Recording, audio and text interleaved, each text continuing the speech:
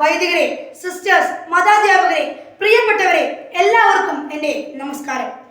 August 4-ന് കത്തോലിക്ക തിരുസഭ വിശുദ്ധ ജോൺ മരി വിയാനിയുടെ തിരുനാൾ ആഘോഷിക്കുകയാണ്. ആരാണ് വിശുദ്ധ ജോൺ മരി വിയാനി? ഈ വിശുദ്ധനെ കുറിച്ചുള്ള ചില ചിന്തകൾ ഇവിടെ നിങ്ങളുമായി ഞാൻ പങ്കുവെക്കട്ടെ. വിശുദ്ധ ജോൺ മരി വിയാനി ആഴ്സിന്റെയും ലോകത്തിന്റെയും പ്രകാശമാണ്. ആഴ്സ് എന്ന കൊച്ചു ഗ്രാമത്തിലെ ഇടവക വികാരിയായിരുന്ന സാധാരണക്കാരനായിരുന്ന ജോൺ മരി വിയാനി എങ്ങനെയാണ് ഇടവക വൈദികരുടെ മധ്യസ്ഥനായ വിശുദ്ധനായതെന്ന് നമുക്കൊന്ന് ചിന്തിക്കാം. 1786 മെയ് 8-ന് ഫ്രാൻസിലെ ഡാർഡലിയിൽ മാത്യു വിയാനി, മേരി വിയാനി എന്ന ദമ്പതികൾക്ക് ജനിച്ച 6 മക്കളിൽ 4-മനായിരുന്നു വിശുദ്ധ ജോൺ മരി വിയാനി. അമ്മയുടെ മടിത്തട്ടിലിരുന്ന് ഉരുവിട്ട ജപമാല പ്രാർത്ഥനയുടെ ശക്തിയാണ് എന്റേത് എന്ന് അദ്ദേഹത്തിന്റെ ജീവിത ചരിത്രത്തിൽ കുറിച്ചിട്ടിരിക്കുന്നു. 1790-കളിൽ ഫ്രഞ്ച് വിപ്ലവത്തിന്റെ ഫലമായി വധശിക്ഷ അഭിമുഖീകരിക്കുവാൻ നിർബന്ധിതരാകുന്ന വൈദികരുടെ കാലഘട്ടം. ഈ കാലഘട്ടത്തിലായിരുന്നു ജോൺ മരി വിയാനിയുടെ ബാല്യകാല ജീവിതം. മരണം തൊട്ടു മുമ്പിൽ വാവിളർന്നു നിൽക്കുമ്പോഴും അടിപതരാതെ യാതൊരു മനഃശാഞ്ചല്യവും കാണിക്കാതെ യേശുവിനെ പ്രഘോഷിക്കുവാൻ ധീരമായി മുന്നോട്ടിറങ്ങിയ പുരോഹിതരെ കണ്ടപ്പോൾ തനിക്കും യേശുവിനെ ധൈര്യപൂർവ്വം പ്രഘോഷിക്കുവാനുള്ള ഒരു വൈദികനാകണമെന്നുള്ള തീരുമാനം ജോൺ മരി വിയാനി തന്റെ മനസ്സിൽ ഉറപ്പിച്ചു.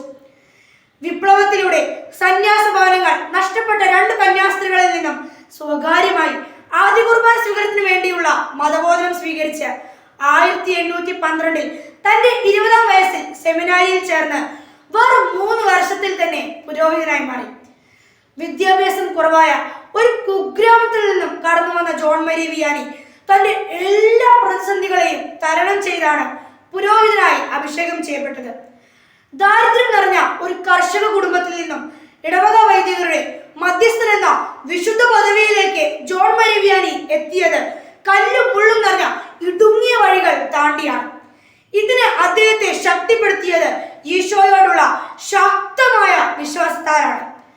ഫ്രാൻസിലെ ആഴ്സ് എന്ന സ്ഥലത്ത് അദ്ദേഹം വർഷങ്ങളോളം സേവനം ചെയ്തിരുന്നു.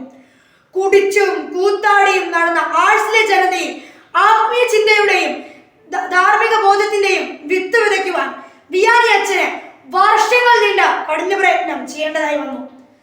കുമ്പസാരത്തിന്റെ ശക്തി എത്രയോ വലുതാണെന്ന് ലോകത്തെ ബോധ്യപ്പെടുത്തിയ വിശുദ്ധനാണ് ജോൺ മരി വിയാനി. 20 വർഷത്തിനിടയ്ക്ക് 20 ലക്ഷം ആളുകളെ ജോൺ മരി വിയാനി കുമ്പസാരിപ്പിച്ചു എന്നാണ് ചരിത്രം പറയുന്നത്. 18 മണിക്കൂറോളം കുമ്പസാരക്കൂട്ടിൽ ചെലവഴിച്ച് ഈശോയ്ക്ക് വേണ്ടി ധാരാളം ആത്മാക്കളെ നേടിയെടുത്ത ജോൺ മരി വിയാനി വിശുദ്ധനായതിൽ തെല്ലും സംശയിക്കേണ്ടതില്ല. ആഴ്സിലെ എല്ലാ പാവപ്പെട്ട കുടുംബങ്ങളിലോട്ടും കടന്നു ചെന്ന് അവരെ സഹായിക്കുവാൻ വിയാനി അച്ഛൻ മുൻപന്തിയിലായിരുന്നു. ജീവിതകാലത്ത് തന്നെ ദൈവം ധാരാളം അത്ഭുതങ്ങൾ അദ്ദേഹത്തിലൂടെ നടത്തി.